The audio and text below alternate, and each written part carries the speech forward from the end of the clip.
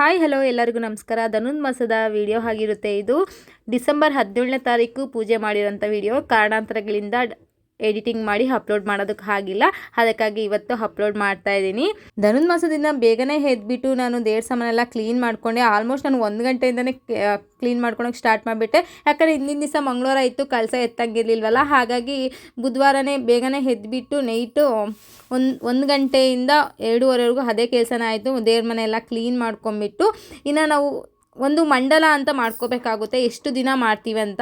ಇವಾಗ ನಾವು ಏನೋ ಒಂದು ಪೂಜೆ ಮಾಡ್ತಿದ್ದೀವಿ ಅಂದರೆ, ವ್ರತ ತೊಗೊತಾ ಇದ್ದೀವಿ ಅಂದರೆ, ಮೊದಲಿಗೆ ನಾವೆಲ್ಲ ಕ್ಲೀನ್ ಮಾಡಿಕೊಂಡು ಮಂಡಲ ಥರ ಮಾಡಿಕೊಂಡು ಕಲಶ ಪ್ರತಿಷ್ಠಾಪನೆ ಮಾಡಬೇಕಾಗುತ್ತೆ. ಎಷ್ಟು ದಿನ ವ್ರತ ಮಾಡ್ತಾಯಿದ್ದೀವಿ ಅಂತ ಹೇಳಿಬಿಟ್ಟು ನಾನು ತೊಗೊಂಡಿರೋ ವ್ರತ ಬಂದುಬಿಟ್ಟು 9 ದಿವಸ ಮಾಡ್ತಾಯಿದ್ದೀನಿ. ಧನುರ್ಮಾಸದ ವ್ರತ ಮಾಡ್ತಾಯಿದ್ದೀನಿ.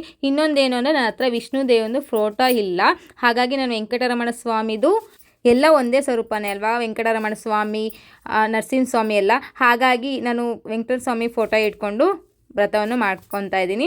ವಿಷ್ಣುದೇವಿಗೆ ಸಲ್ಲುತ್ತೆ ಅಂತ ಹೇಳಿಬಿಟ್ಟು ಮನಸ್ಪೂರ್ವಕವಾಗಿ ಇನ್ನು ಕಲಶ ಪ್ರತಿಷ್ಠಾಪನೆ ಮಾಡಿಕೊಂಡು ಹೂವು ಎಲ್ಲ ಇಟ್ಕೊತಾ ಇದ್ದೀನಿ. ಹೂವು ಇದು ಅಕ್ಕಿ ಹಿಟ್ಟಿನ ದೀಪ ಮಾಡ್ಕೊಂಡಿದ್ದೀನಿ, ತುಂಬಾ ಶ್ರೇಷ್ಠ. ಹಾಗಾಗಿ 9 ದಿನವೂ ಅಕ್ಕಿ ಹಿಟ್ಟಿನ ದೀಪ ಹಚ್ಚುತ್ತಾ ಇದ್ದೀನಿ. ಈ ನೈವೇದ್ಯಕ್ಕೆ ಬಾಳೆಹಣ್ಣು ಇಟ್ಕೊತಾ ಇದ್ದೀನಿ.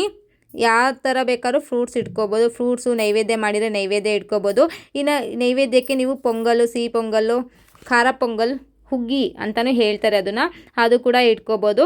ಇನ್ನು ಮಹಾಲಕ್ಷ್ಮೀ ದೇವಿಗೆ ಗೆಜ್ಜೆ ವಸ್ತ್ರ ಹಾಕ್ಕೊತಾ ಇದ್ದೀನಿ. ಅಮ್ಮನವ್ರನ್ನ ಪಟ್ಟು ಕುಂಗಿಸ್ತೀವಲ್ಲ, ಒಂದು ಮಂಡಲ ಅಂತ ಮಾಡಿಕೊಂಡು ನಾವು ಪೂಜೆಯನ್ನು ಮಾಡ್ಕೋಬೇಕಾಗುತ್ತೆ. ವ್ರತ ಮಾಡಬೇಕಾದ್ರೆ ಪ್ರತಿ ಸಲವೂ ಅಷ್ಟೇ, ನಾವು ಏನಕ್ಕಾಗಿ ಮಾಡ್ತಾಯಿದ್ದೀವಿ ಅಂತ ಕೇಳಿಕೊಂಡು ಮಂಡಲ ಥರ ಮಾಡಿಕೊಂಡು ಪೂಜೆಯನ್ನು ಮಾಡ್ಕೋಬೇಕಾಗುತ್ತೆ.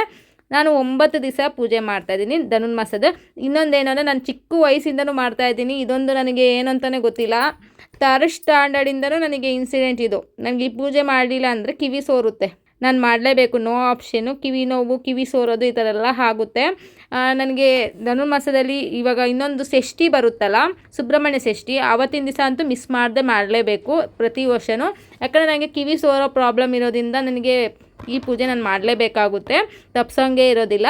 ಹಾಗಾಗಿ ಇನ್ನು ನಾನು ಇದೇ ಕಾರಣಕ್ಕೆ ನಾನು ವರ್ಷವೂ ಧನುರ್ಮಾಸ ಮಾಡ್ಕೊತಾ ಹೋಗ್ತಾ ಇದ್ದೀನಿ. ಚಿಕ್ಕ ವಯಸ್ಸಿಂದ 3rd ಸ್ಟ್ಯಾಂಡರ್ಡ್ ಅಂದರೆ ನೀವೇ ಲೆಕ್ಕ ಹಾಕಿ, 3ನೇ ಕ್ಲಾಸಿಂದನೂ ನಾನು ಮಾಡ್ತಾ ಬರ್ತಾಯಿದ್ದೀನಿ.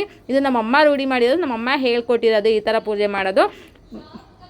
ಇನ್ನೊಂದೇನು ಅಂದರೆ, ನಾನು ಪೂಜೆನೇ ಮಾಡ್ತಿರ್ಲಿಲ್ಲ, ನಮ್ಮಮ್ಮ ಎಲ್ಲ ರೆಡಿ ಮಾಡಿಕೊಟ್ಟಿತ್ತು, ನಾನು ಪೂಜೆ ಬೆಳಗ್ತಾ ಇದ್ದೆ ಅಷ್ಟೇ. ಈಗ ಮದುವೆ ಆದಮೇಲೆ 4 ವರ್ಷ ಏನೋ ನಾನು ಮಾಡಿರಲಿಲ್ಲ ಪೂಜೆನ. ತುಂಬ ಪ್ರಾಬ್ಲಮ್ ಆಗೋಯ್ತು, ಬರೀ ಕಿವಿ ನೋವು, ಕಿವಿ ಸೋರೋದು. ನನಗೆ ಅದನ್ನು ಐಡೆಂಟಿಫೈ ಮಾಡೋಕ್ಕೆ ಆಗಿಲ್ಲ, ಏನಕ್ಕೆ ನೋವ್ತೈತೆ ಅಂತ ನನಗೆ ಗೊತ್ತಾಗ್ತಿಲ್ಲ, ಮರ್ತೋಗ್ಬಿಟ್ಟಿದ್ದೀನಿ. ತಿರ್ಗಾ ಆಮೇಲೆ ರಿಯಲೈಸ್ ಆಯಿತು ಇದಕ್ಕೆ ನೋವ್ತೈತೆ ಅಂತ ಹೇಳಿಬಿಟ್ಟು ತಿರ್ಗಾ ಮಾಡೋದಕ್ಕೆ ಸ್ಟಾರ್ಟ್ ಮಾಡಿದೆ. ಮತ್ತು ನನಗೆ ನಾರ್ಮಲ್ ಪೊಸಿಷನ್ಗೆ ಬಂತು. ಇವಾಗ ಯಾವುದೇ ರೀತಿ ಪ್ರಾಬ್ಲಮ್ ಇಲ್ಲ ಮಾಡ್ತಾ ಇರೋದಕ್ಕೆ. ಈ ಥರ ಎಲ್ಲ ಆಗುತ್ತೆ.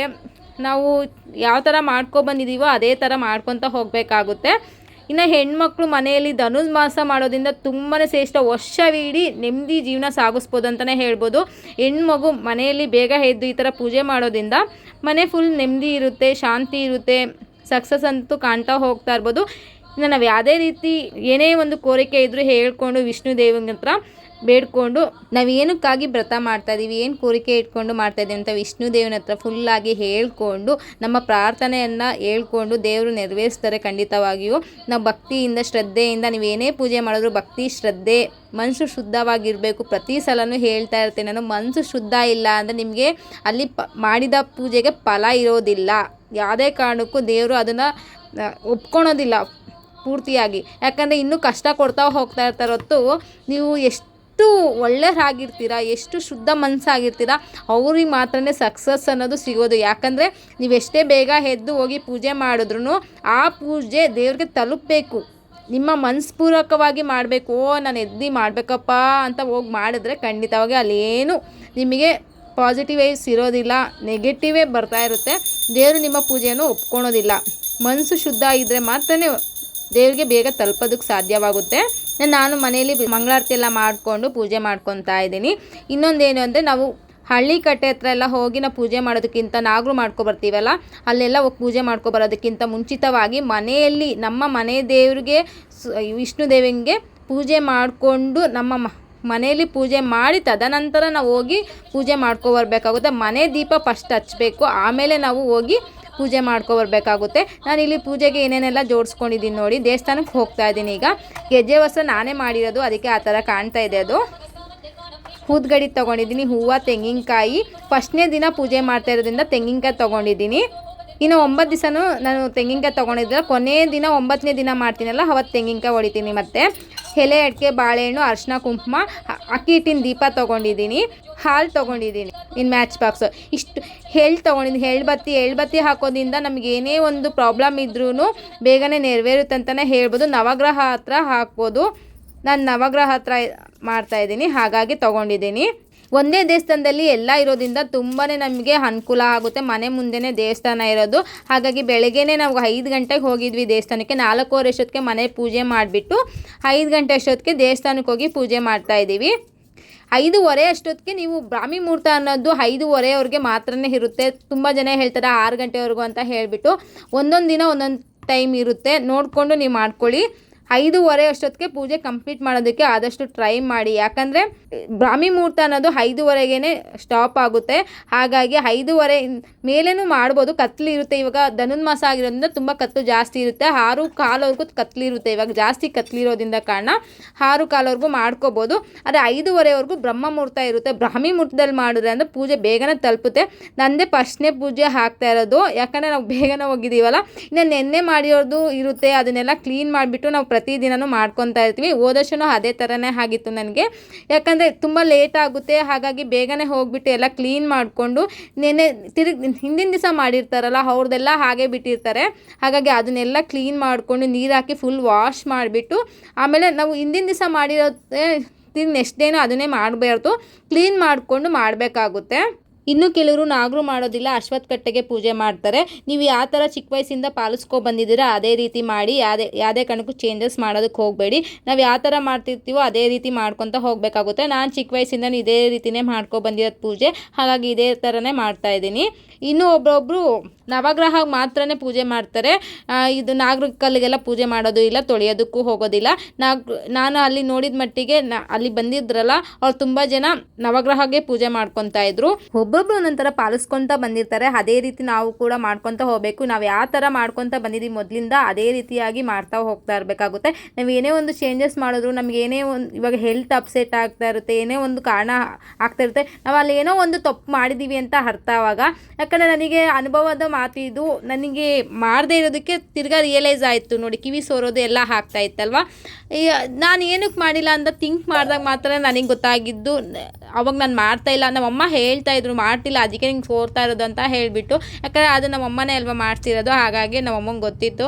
ಆದರೆ ನನಗೆ ಮದುವೆ ಆದಮೇಲೆ ಇವಾಗ ಸುಖವಾಗಿದ್ದರೆ ತಾನೇ ಗೊತ್ತಾಗುತ್ತೆ. ನೋವು ಆದಮೇಲೆ ತಾನೇ, ಪೆಟ್ಟು ಬಿದ್ದ ಮೇಲೆ ತಾನೇ ಮನುಷ್ಯನಿಗೆ ಅನುಭವ ಆಗೋದು. ಆ ಪೆಟ್ಟು ಬಿದ್ದ ಮೇಲೆ ನಾನು ಎದ್ದು ಹೋಗಿ ಮಾಡಿದ್ದು. ಅದಕ್ಕಿಂತ ಮುಂಚೆ ನಿಜ ಮೊದಲಿಗೆ ನಮ್ಮಮ್ಮ ಎಬ್ಬರಿಸಿ ಕರ್ಕೊಂಡೋಗಿ ಪೂಜೆ ಮಾಡಿಸ್ಕೊಂಬರ್ತಿದ್ದು, ಅವ್ರ ಜವಾಬ್ದಾರಿ ಆಗಿರ್ತಿತ್ತು. ಮದುವೆ ಆದಮೇಲೆ ಒಂದು ಸೋಂಬೇರಿತನ ಅದೊಂದು ಇವಾಗ ಎಲ್ಲ ಖುಷಿಯಾಗಿದ್ದಾಗ ಯಾವುದೇ ರೀತಿ ದೇವರು ದಿಂಡ್ರು ಏನು ನೆನಪಾಗೋದಿಲ್ಲ. ಎಲ್ಲ ನೋವು ಆದಮೇಲೆ ದೇವ್ರ ಮೇಲೆ ಭಕ್ತಿ ಜಾಸ್ತಿ ಆಗೋದು. ಅದು ನನಗೂ ಕೂಡ, ಯಾಕಂದರೆ ಭಕ್ತಿ ಇತ್ತು ಜಾಸ್ತಿ, ಅತಿ ವಿನಯ ಇರಲಿಲ್ಲ ನನಗೆ. ಎದ್ದು ಮಾಡಬೇಕು, ಪೂಜೆ ಮಾಡ್ತಿದ್ದೆ ಅಷ್ಟೇ. ಈ ಥರ ಬ್ರಾಹ್ಮಿ ಮುಹೂರ್ತದಲ್ಲಿ ಎದ್ದು ಈ ಥರ ಹೋಗಿ ಪೂಜೆ ಮಾಡೋದು ಅವೆಲ್ಲ ಮದುವೆ ಮುಂಚೆ ನಮ್ಮಮ್ಮ ಎಷ್ಟು ಮಾಡಿಸ್ತು, ಪೂಜೆ ಪುನಸ್ಕಾರ ಎಲ್ಲ ಮಾಡಿಸ್ತಾಯಿತ್ತು. ಮದುವೆ ಆದಮೇಲೆ ಸ್ವಲ್ಪ ಸೋಂಬೇರಿ ಆಗಿಬಿಟ್ಟೆ ಪೂಜೆ ಮಾಡೋದ್ರಲ್ಲಿ. ಪೂಜೆ ಮಾಡ್ತಿದ್ದೆ. ಇನ್ನು ಪೂಜೆ ಮಾಡೋಕ್ಕಿಂತ ಮುಂಚೆ ಆಗಿ ನಾನು ತಿಂತಾ ಇರಲಿಲ್ಲ. ಅದೇ ಕಾರಣಕ್ಕೂ 12 ಗಂಟೆ ಆದರೂ ಪೂಜೆ ಮಾಡ್ತಿದ್ದೆ. ಆದರೆ ಅದು ಪೂಜೆ ದೇವ್ರಿಗೆ ಸಲ್ತಾ ಇರಲಿಲ್ಲ. ಯಾಕಂದರೆ ನಾ ಪೂಜೆ ಮಾಡೋ ಟೈಮಿಂಗ್ಸು ಮಧ್ಯಾಹ್ನ ಮಾಡಿದ್ರೆ ಯಾವ ದೇವ್ರು ತಾನೇ ಫಲ ಕೊಡ್ತತೆ ಹೇಳು ಅಲ್ವಾ. ಹಾಗಾಗಿ ಯಾವ್ಯಾವ ಟೈಮ್ಗೆ ಏನೇನು ಮಾಡಬೇಕು ತುಂಬ ತಿಳ್ಕೊತ ಹೋಗ್ತಾ ಇರಬೇಕಾಗುತ್ತೆ. ನನಗೆ ತುಂಬ ನೋವು ಆದಮೇಲೆ, ಫ್ರ್ಯಾಕ್ಚರ್ ಆದಮೇಲೆ, ಅನುಭವ ಆದಮೇಲೆ ನಾನು ಎಷ್ಟೆಲ್ಲ ರಿಯಲೈಸ್ ಮಾಡಿಕೊಂಡು ನನ್ನ ಜೀವನ ಶೈಲಿಯನ್ನು ನಾನು ಚೇಂಜ್ ಮಾಡ್ಕೊಂಡೆ. ಯಾಕಂದರೆ ಅದೇ ರೀತಿ ಇದ್ದಿದ್ದರೆ ನನಗೆ ಇನ್ನೂ ಏನಾಗ್ತಿತ್ತೋ ಗೊತ್ತಿಲ್ಲ, ನೋವು ಇನ್ನೂ ಜಾಸ್ತಿ ಆಗ್ತಿತ್ತು ಅಂತ ಅನಿಸುತ್ತೆ. ನಾವು ಯಾವ ಥರ ದಿನಚರಿ ಚೇಂಜ್ ಮಾಡ್ಕೊತೀವೋ ಆ ಥರ ನಮ್ಮ ಜೀವನ ಶೈಲಿ ಇರುತ್ತೆ. ಯಾಕಂದರೆ ತುಂಬ ಸುಖಕರವಾಗಿ ಇರುತ್ತೆ ಅಂತಲೇ ಹೇಳ್ಬೋದು. ನೆಗೆಟಿವ್ ಆ್ಯಂಡ್ ಪಾಸಿಟಿವ್ ಎರಡಲ್ಲೂ ನಾವು ಟ್ಯಾಲಿ ಮಾಡಬೇಕಾಗುತ್ತೆ. ಆವಾಗೇ ನಮಗೆ ಗೊತ್ತಾಗೋದು. ಇಲ್ಲಾಂದರೆ ತುಂಬ ಕಷ್ಟ ಆಗ್ತಾ ಹೋಗ್ತಾ ಇರುತ್ತೆ. ದೇವರಿದ್ರೇ ನಾವಿರೋದು. ಯಾಕಂದರೆ ನಮ್ಮಿಂದ ದೇವ್ರು ಯಾವತ್ತೂ ಇಲ್ಲ. ದೇವರಿಂದ ನಾವು ಅನುಗ್ರಹವನ್ನು ಪಡ್ಕೊಳೋದಕ್ಕೆ ಪೂಜೆ ಮಾಡ್ತೀವಿ. ನಮ್ಮಿಂದ ಏನಾರ ದೇವ್ರಿಗೆ ಹಾಕಬೇಕಾ? ಏನಿಲ್ಲ. ನಮ್ಮನ್ನು ನೋಡಿ ಸಂತೃಪ್ತರು ಆಗ್ತಾರೆ. ಪೂಜೆ ಮಾಡೋ ವಿಧಾನ ನೋಡಿಬಿಟ್ಟು ತುಂಬ ಖುಷಿಯಾಗಿ ಫಲವನ್ನು ಬೇಗ ನಮಗೆ ಸಲ್ಲಿಸ್ತಾರಂತೆ. ಎಲ್ಲದಕ್ಕಿಂತ ದೇವರೇ ಅಲ್ವಾ ಹೆಚ್ಚು. ಹಾಗಾಗಿ ದೇವ್ರಿಗೆ ನಾವು ಪೂಜೆ ಮಾಡ್ಕೊತ ಹೋಗ್ತಾ ಇರಬೇಕಾಗುತ್ತೆ. ದೇವ್ರಿಗೆ ಪೂಜೆ ಮಾಡಿದ್ರೆ ಮಾತ್ರ ನಾವು ನಮ್ಮ ಮಕ್ಕಳಿಗೆ ಸಲ್ಲೋದು. ನಾವು ಪೂಜೆ ಮಾಡಿದ್ರೆ ಇವಾಗ ನಮ್ಮ ಅಪ್ಪ ಅಮ್ಮ ಮಾಡಿ ಪೂಜೆ ಫಲನೇ ನನ್ನ ಬದುಕು ಉಳಿಸಿರೋದು ಇವತ್ತು. ಅದೇ ರೀತಿಯಾಗಿ ನಾವು ಮಾಡಿದ ಪೂಜೆ ಪುನಸ್ಕಾರ ನನ್ನ ಮಕ್ಕಳಿಗೆ ಸಲ್ಲುತ್ತೆ. ಅದು ಅದೇ ವಂಶ ಬೆಳೀತಾ ಹೋಗ್ತಾ ಇರುತ್ತೆ. ಇಲ್ಲಾಂದರೆ ಮಕ್ಳಿಗೂ ನಾವು ಮಾಡಿದ ತಪ್ಪಿಗೆ ಮಕ್ಳಿಗೂ ಶಿಕ್ಷೆ ಆಗುತ್ತೆ. ಅವ್ರಿಗೇನೇನೋ ಆರೋಗ್ಯ ಸಮಸ್ಯೆ ಕಾಣಿಸುತ್ತೆ. ಇವಾಗ ನನಗೆ ಬೇರೆಯವ್ರು ಮಾಡಿರೋ ತಪ್ಪಿಗೆ ನನಗೆ ಬಂದಿರೋದು ಇದು. ನನಗೆ ಅನುಭವದ ಮಾತಿದು, ಹಾಗಾಗಿ ಹೇಳ್ತಾ ಇದ್ದೀನಿ. ಯಾಕಂದರೆ ತುಂಬ ಜನ ಈ ಮಿಸ್ಟೇಕ್ಸ್ ಎಲ್ಲ ಮಾಡ್ತಾ ಇರ್ತಾರೆ. ಯಾರು ಕೂಡ ಮಾಡೋದಕ್ಕೆ ಹೋಗಬೇಡಿ. ಇನ್ನು ಪೂಜೆ ಎಲ್ಲ ನಾಗರೆಲ್ಲ ಮಾಡಿಕೊಂಡು ನವಗ್ರಹ ಪ್ರದಕ್ಷಿಣೆ ಮಾಡ್ಕೊತಾ ಇದ್ದೀನಿ. ಹೂವು ಎಲ್ಲ ಇಟ್ಬಿಟ್ಟು ಇನ್ನು ಊದ್ಗಡ್ಡಿ ಪೂಜೆ ಮಾಡಿಕೊಂಡು ಎಳ್ಬತ್ತಿ ಹಾಕ್ಕೋಬೇಕು. ಇನ್ನು ಎಳ್ಬತ್ತಿ ಹಾಕ್ಕೊತಾ ಇದ್ದೀನಿ ಅಲ್ಲೇನೆ. ಇನ್ನು ಎಳ್ಬತ್ತಿ ಎಲ್ಲ ಹಾಕ್ಕೊಂಡು ಇಲ್ಲಿ ದೇವಸ್ಥಾನದಲ್ಲಿ ಅಶ್ವತ್ಥ ಮರ ಇರಲಿಲ್ಲ, ಹಳ್ಳಿ ಕಟ್ಟೆ. ಹಾಗಾಗಿ ಇನ್ನೊಂದು ಆಂಜನೇಯ ದೇವಸ್ಥಾನದ ಹತ್ರ, ಅದು ಕೂಡ ನಮ್ಮ ಮನೆ ಹತ್ರನೇ ಇರೋದು ನಿಯರು. ಹಾಗಾಗಿ ಅಲ್ಲಿ ಹೋಗಿ ಅಶ್ವತ್ಥ ಮರ ಹತ್ರ ಪ್ರದಕ್ಷಿಣೆ ಮಾಡೋಣ ಅಂತ ಅಂದ್ಕೊಂಡ್ವಿ. ಇನ್ನು ಅಶ್ವತ್ಥ ಮರನಿಗೆ ಪ್ರದಕ್ಷಿಣೆ ಮಾಡಿಕೊಂಡು ಇನ್ನು 9 ಪ್ರದಕ್ಷಿಣೆ ಮಾಡಿದ್ವಿ ನಾವು. ಅಲ್ಲಿ ಅಶ್ವತ್ಥ ಮರಕ್ಕೂ ಹೋಗಿ ಪೂಜೆ ಮಾಡಿಕೊಂಡು ದೀಪ ಎಲ್ಲ ಹಚ್ಬಿಟ್ಟು ಅಶ್ವತ್ಥ ಮರಕ್ಕೆ ಮಾತ್ರನೇ. ಅಲ್ಲೂ ಕೂಡ ನಾಗರಿತ್ತು, ಆದರೆ ನಾವು ವರ್ಷ ಇಲ್ಲೇ ಮಾಡ್ಕೊತ ಬರ್ತಾ ಇರೋದ್ರಿಂದ ಹಾಗಾಗಿ ಇದೇ ದೇವಸ್ಥಾನದಲ್ಲಿ ನಾವು ಮಾಡ್ಕೊತಾ ಇದ್ದೀವಿ. ಅಲ್ಲಿ ನಾಗರಿತ್ತಲ್ಲ, ಪ್ರತಿ ವರ್ಷ ಎಲ್ಲಿ ಮಾಡ್ತಾ ಇರ್ತೀವೋ ಅಲ್ಲೇ ಮಾಡಬೇಕು. ಹಾಗಾಗಿ ಇನ್ನೂ ಒಂದು ಏನು ಅಂದರೆ, ನಿಮಗೆ ಹತ್ರ ಇಲ್ಲ, ದೇವಸ್ಥಾನ ಹತ್ರ ಇಲ್ಲ ಅಂದರೆ ಏನೂ ಪರವಾಗಿಲ್ಲ, ಮನೆಯಲ್ಲಿ ಪೂಜೆ ಮಾಡ್ಕೋಬೋದು. ಬ್ರಾಹ್ಮಿ ಮುಹೂರ್ತದಲ್ಲಿ ಪೂಜೆ ಮಾಡೋದ್ರಿಂದ ತುಂಬಾ ಶ್ರೇಷ್ಠ ಅಂತ ಹೇಳ್ಬೋದು. ಯಾಕಂದರೆ ಆ ಟೈಮಲ್ಲಿ ಮಹಾವಿಷ್ಣು ದೇವತೆಗಳು ಸಂಚಾರ ಮಾಡುವ ಸಮಯ ಆಗಿರುತ್ತೆ. ಬ್ರಾಹ್ಮಿ ಮುಹೂರ್ತದಲ್ಲಿ 5:30ವರೆಗೂ, 3:30ಯಿಂದ 5:30ವರೆಗೂ ಬ್ರಾಹ್ಮಿ ಮುಹೂರ್ತ ಇರುತ್ತೆ ಅಲ್ವಾ. ಆ ಟೈಮಲ್ಲಿ ಪೂಜೆ ಮಾಡೋದ್ರಿಂದ ನಾವು ಬೇಗ ದೇವರಿಗೆ ನಾವೇನೇ ಒಂದು ಕೋರಿಕೆ ಇಟ್ಕೊಂಡು ನಾವು ಪೂಜೆ ಮಾಡ್ತೀವೋ ಬೇಗನೆ ಸಲ್ಲುತ್ತೆ ಅಂತಲೇ ಹೇಳ್ಬೋದು. ದೇವರು ಬೇಗ ಅನುಗ್ರಹ ಸಿಗೋ ಟೈಮ್ ಅಂತಲೇ ಹೇಳ್ಬೋದು. ದೇವರಿಗೆ ಆ ಟೈಮಲ್ಲಿ ಪೂಜೆ ಮಾಡೋದ್ರಿಂದ ನಾವು ಏನೇ ಕೋರಿಕೆ ಇಟ್ಕೊಂಡು ಪೂಜೆ ಮಾಡ್ತಾ ಇದ್ರು ಕೂಡ ಅದು ಬೇಗನೆ ನೆರವೇರುತ್ತೆ ಅಂತ ಹೇಳ್ತಾರೆ. ಹಾಗಾಗಿ ಹೇಳ್ತಾ ಇದ್ದೀನಿ.